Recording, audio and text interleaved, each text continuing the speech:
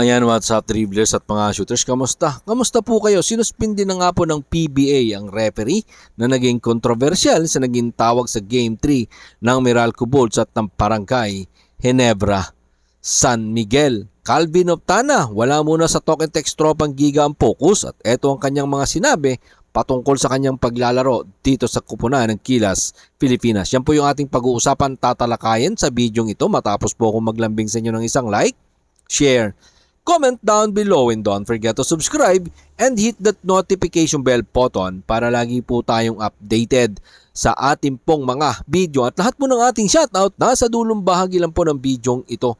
Sinuspindi nga po ng PBA ang referee na tumawag ng offensive foul kay Meralco Bolts import Akel Mitchell sa isa nga pong critical juncture ng do or die Game 3 ng Barangay Ginebra San Miguel at ng Meralco Bolts last Sunday night dyan sa loob ng Inari Center sa Antipolo City. Kinumpirma nga po ng PBA official na hindi muna makakasama sa mga susunod na laro ng PBA ang nasabing referee dahil sa nagawa nitong maling tawag. Sa kalauna naman ay nabaliktad or pinaliktad ang call matapos nga pong mag-coach challenge ang Meralco Bolts coaching staff. Tanong, nagkaroon nga ba ng epekto ang nasabing tawag ng referee para sa Meralco Bolts or sa dalawang kupunan? Kasi nung itinawag po ang controversial na tawag ng referee ito, ang score po nila dyan 77-72. 5-point lead, 5 Barangay Ginebra San Miguel. Sa nasabing bakbakan, natawagan ng ikalawang technical foul si Meralco Bolts active consultant Nenad Butchinik at napatalsik sa nasabing bakbakan.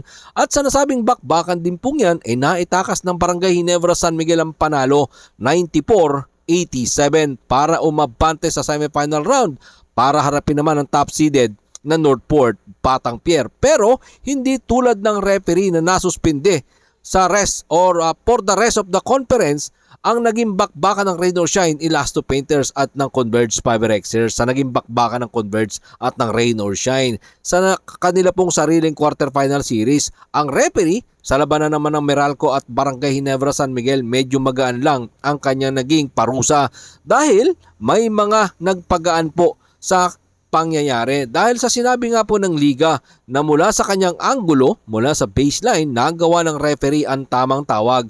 Pero nang kanila nga pong ma-review ang nasabing tawag mula sa 4 na sulok ng magkakaibang anggulo ng kamera ay lumabas na si Justin Brownlee pala ay nakahawak sa bewang ni Meralco Bolts import Akel Mitchell na hindi nakuha kung saang anggulo ang nasabing referee na tumawag ng offensive foul kay Akel Mitchell. Sa kabila ng maling tawag, nagresulta pa po ng pagkaka-eject kay Meralco Bolts team consultant Nenad Butchinik at hindi na po mababago pa ang tawag na iyan at naitawag na po yan, mananatili na po yan sa kasalukuyang PBA Commissioner's Cup, ika-4 na pong technical ni Coach Nenad Butchinik ang nasabi po na tawag na iyan mga shooters.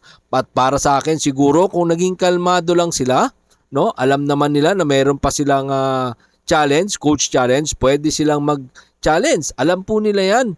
Hindi sana humantong sa pagkaka-eject ni Coach Nenad kasi mismo sila alam nila na meron pa silang coach challenge o head coach challenge na pwede at pwede nilang gamitin. Kung sana naging relax at kalmado sila, wala sanang ejection na nangyari kay Coach Nenad. At alam natin pag may ejection, may multa po yan.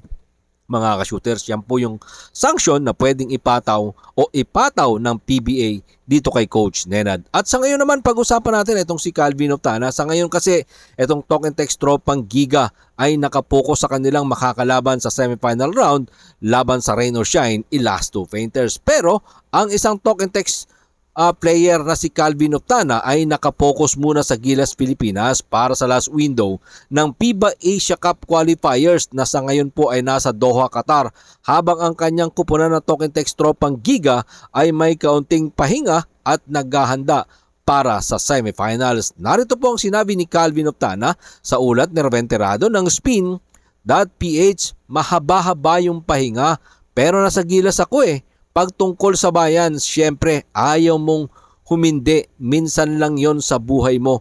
Lalo na sa akin, galing barangay lang. Tapos mabibigyan ng opportunity na makapaglaro para sa bayan. Si Calvin Optana nga po ang nag-iisang player mula sa Talk and Text Tropang Giga na nakasama sa Gilas Pilipinas. Kasama niya ang mga manlalaro mula sa Barangay Ginebra, San Miguel na sina Justin Brownlee, Scotty Thompson, Japet Aguilar, Jamie Malonzo, Troy Rosario. At isa lang din po sa mga manlalaro ng PBA Commissioner's Cup o sila lang din po yun yung mga manlalaro na nakasalukuyang nasa Commissioner's Cup semifinals. Pero bago yan, ang Gilas Pilipinas talagang inuuna ni Calvin Optana. Gusto niya nga daw pong unahin muna ang focus dito sa Pilipinas. Duty niya muna ang kanyang uunahin mga shooters dahil gusto niya nga po yung pagsisilbi dito po sa ating pambansang kupunan. Narito pa po ang mga dagdag na pahayag ni Calvin Optana. Sa ulat pa din po yan ni Raventerado ng Spin.ph. Yung pahinga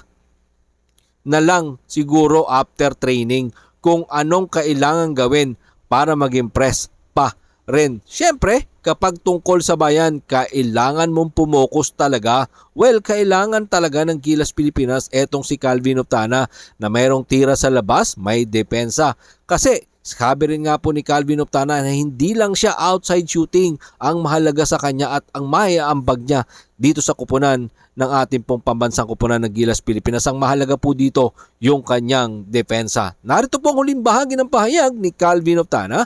Sa ulat pa din po yan ni Raventerado ng Spin.ph. Nandoon ako para sa ganung bagay.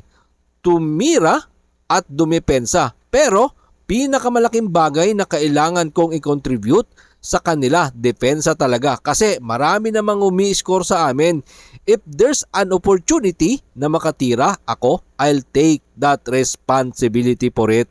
Sa nakaraan nga pong window ng FIBA Asia Cup qualifiers, meron pong 3 of 13 shooting mula sa 3-pointers. Ito nga pong si Calvin Optana at sana malagpasan ni Calvin Optana pag nangyari yan mga shooters, malaking problema ng mga makakalaban ng Gilas Pilipinas once na pumutok ang outside shooting ng isang Calvin Optana dito sa ating pambansang kupunan ng Gilas Pilipinas. At siyempre, hindi lang si Calvin Optana mga shooters ang iniibig po natin sabihin dito. Kapag maganda ang shooting ng ating Gilas Pilipinas, ni Calvin Optana at lahat ng player, mahihirapan na makakalaban ng Gilas Pilipinas kahit wala po dito si Kai Soto dahil mayroon naman tayong nakaabang na AJ Edu. Maraming salamat po sa inyong panonood. Ano naman po ang inyong maging opinyon? Pag-usapan po natin yan dyan sa comment section. Ingat and God bless everyone. Adjourn, pero katulad po ng ating nakagawian, shoutout po kina Malyari Mascarinas, Frances Palumayan, Ronald Verbosidad, Nestor Villa Flores, Erwin Santiago, Liza Maloy, Jose Rodrigo, Rodante Savida, Pablito Orozco, and Edgar Acosta. Maraming salamat po. Ingat and God bless.